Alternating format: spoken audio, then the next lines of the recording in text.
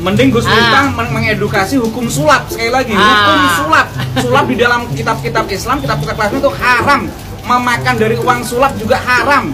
Mungkin Anda punya teman dekat atau murid atau apa yang pesulap atau apa, coba itu dinasihati lebih pas daripada mana dukun, apalagi dukun dari komunitas yang nggak melanggar syariat, Anda permasalahkan. Hukum sulap bagaimana dalam Islam? Entah sulap plus magic maupun sulap trik, itu sepakat ulama mengatakan itu haram. Makan uang dari sulap juga haram, dan itu dikategorikan sihir, penyihir, lebih pas ada di situ. Rujukannya di kitab buknya ada. Bagaimana peristiwa Musa dan tukang sihir-sihir di Mesir itu ternyata juga ular-ular sulap, bukan ular-ular asli, bukan. Mending Anda yang paling dekat dengan di kalangan Anda deh, pesulap tuh hukumnya gimana sih, daripada ibaratnya menuding sebut di seberang lautan gitu. Anda tahu kan siapa? Masuklah ya. Di sekitar dia aja banyak kok yang istilahnya dianggap.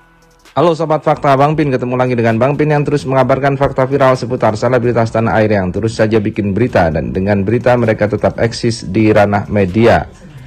Ada pernyataan menarik nih yang bikin Deddy Corbuzier, Gus Miftah dan juga Atta Halilintar nampaknya akan bersatu.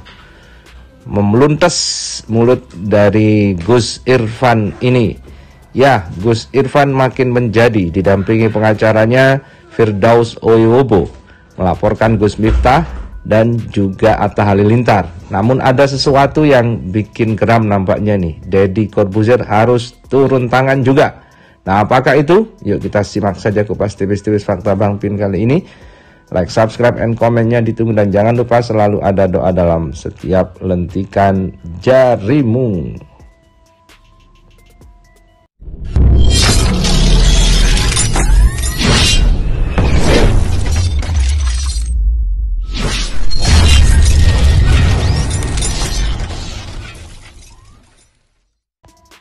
Mending Gus Miftah mengedukasi hukum sulap sekali lagi. Hukum sulap. Sulap di dalam kitab-kitab Islam, kitab-kitab Islam itu haram. Memakan dari uang sulap juga haram. Mungkin Anda punya teman dekat atau murid atau apa yang pesulap atau apa, coba itu dinasihati lebih pas daripada mana dukun, apalagi dukun dari komunitas yang nggak melanggar syariat, Anda permasalahkan. Ya, itulah Gus Irfan menyemprot pesulap. Kita tahu Deddy Corbuzier ini dekat dengan Gus Miftah, dan Deddy Corbuzier dasarnya adalah pesulap, magician. Bahkan Deddy Corbuzier lah yang mempopulerkan sulap, mengangkat derajat para pesulap di panggung entertainment Indonesia. Waktu itu Master Corbuzier dikenal melahirkan para pesulap-pesulap handal, termasuk juga Marcel Radival, Limbat, dan beberapa orang pesulap yang lain seperti Romy Rafael, pakar hipnotis. Itu semuanya merupakan didikan Deddy Corbuzier. Hal ini disindir oleh Gus Irfan karena Gus Miftah kemarin mempermasalahkan para dukun dan bahkan mengatakan istri dukun itu merongos. Kini Gus Irfan pun menyentil Gus Miftah untuk menasehati teman-teman dekatnya. Kita tahu bahwa Deddy Corbuzier adalah teman dekat dari Gus Miftah, dan bahkan yang menuntun untuk mu'alaf masuk Islam dari agama pertamanya adalah juga Gus Miftah. Kini Gus Irfan menyentil dan menyenggol juga Deddy Corbuzier nampaknya. Hukum sulap bagaimana dalam Islam? Entah sulap plus magic maupun sulap trik, itu sepakat ulama mengatakan itu haram. Makan uang dari sulap juga haram, dan itu dikategorikan sihir, penyihir, lebih pas ada di situ. Wah, aneh nih. Ini memang ada barang baru untuk didiskusikan. Dan Gus Miftah sebagai ulama yang banyak referensinya pasti tergelitik untuk menjawab ini. Dan tentunya ini merupakan ruang diskusi yang cukup hangat di publik karena pesulap dikatakan haram. Baru kali ini dengar. Dan tentunya perlu dijawab nih oleh Gus Miftah, karena alasan dari Gus Irfan ini yang dikatakan penyihir Nabi Musa, maksudnya yang melawan Nabi Musa, penyihir-penyihirnya Fir'aun, itu aslinya adalah pesulap. Jadi ular-ular dari penyihir-penyihir itu bukan asli, tapi itu adalah trik sulap katanya. Wow, keren. Tunjukkan di kitab buktinya ada bagaimana peristiwa Musa dan tukang sihir-sihir di Mesir itu ternyata juga ular-ular sulap, bukan ular-ular asli, bukan. Mending Anda yang paling dekat dengan di kalangan Anda deh. Pesulap tuh hukumnya gimana sih daripada ibaratnya menuding sebut di seberang lautan gitu. Anda tahu kan siapa? Ya, masuklah ya. Ya, di sekitar dia aja banyak kok yang istilahnya dianggap kahin. Nah, itulah. Jadi akar permasalahannya adalah pernyataan kahin atau yang dimaksud oleh Rasulullah yang dikatakan oleh Gus Miftah kemarin. Kahin itu bukan berarti dukun. Kahin itu artinya pesulap. Semakin ngawur dan semakin asik tapi melihat kengawuran-kengawuran di dunia ini. Setidaknya kita bisa belajar untuk tidak terlalu ngawur. Dan belajar bahwa orang ngawur itu lucu. Belajar juga bahwa orang ngawur lucu itu viral. Jadi kalau ingin viral sederhana. Ngawurlah.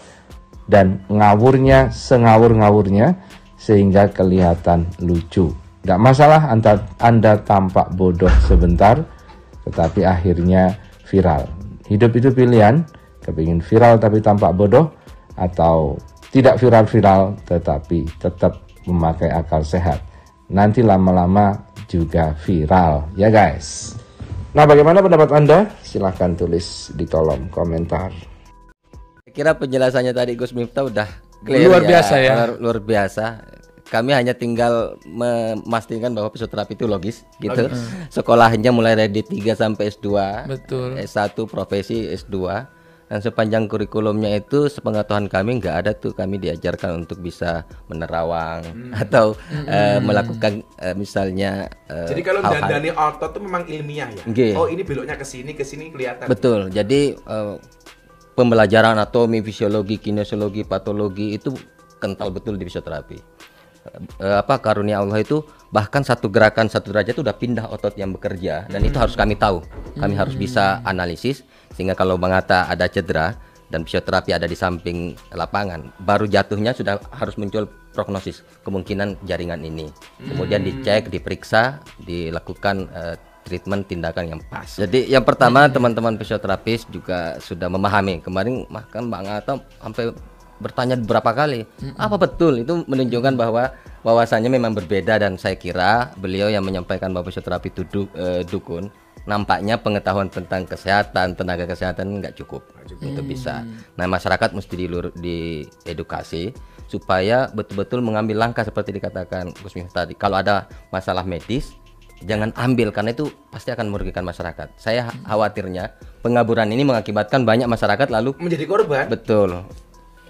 Kalau yang kayak gini Gus, misalnya kaki patah, nanti dikasih minyak ini, ntar lagi sembuh nih. Nah, kalau kayak gitu tuh gimana tuh Gus? Kita tidak menafikan, ada beberapa hambanya Allah yang dikasih kelebihan. Kita tidak bisa tutup mata itu. Memang ada 1-2 orang yang oleh Allah kasih kelebihan untuk itu. Yang kayak dulu yang ponari, yang katanya dicelup. Apanya? Celup. Itu juga pembodohan kalau itu, tak? Tapi orang ngantri sampai beribu-ribu. Itu lebih kepada sugesti. Betul. Lebih kepada sugesti. Jadi saya memahami begini. Ini ya nyuwun sewu ya. Yang tadi kenapa saya katakan kerusakan besar itu adalah diakibatkan orang pintar yang keblinger atau orang bodoh yang menyesatkan. Lah orang bodoh yang menyesatkan ini adalah rata-rata orang bodoh yang tidak mau belajar. Lah makanya kalau saya ini tidak semata-mata kesalahan dukun, tapi masyarakat yang tidak mau belajar dari pengalaman. Lah makanya tugasnya Atta itu sebagai public figure tidak usah ngejas dukun lah, tapi tujuannya adalah mengedukasi masyarakat. Lah, setuju saya. Lah masyarakat itu ketika terlalu gampang dibodohi oleh oknum-oknum itu karena tidak terpelajar. Bikin isu dukunnya sakti, wow pakai air, apalagi penggandaan uang. Kalau memang dukun itu bisa menggandakan uang, kenapa nggak menggandakan uangnya sendiri?